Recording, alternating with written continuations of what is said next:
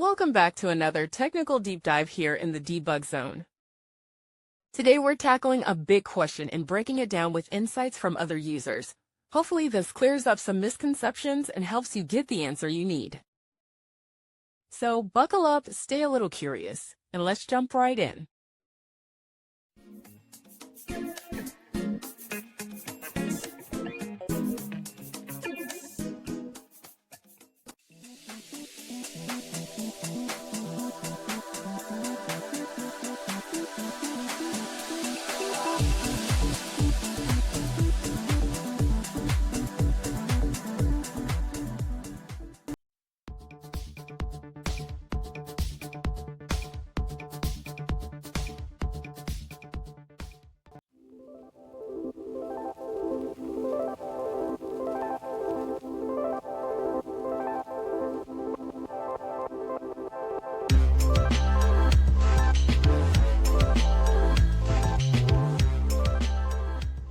And that's a wrap.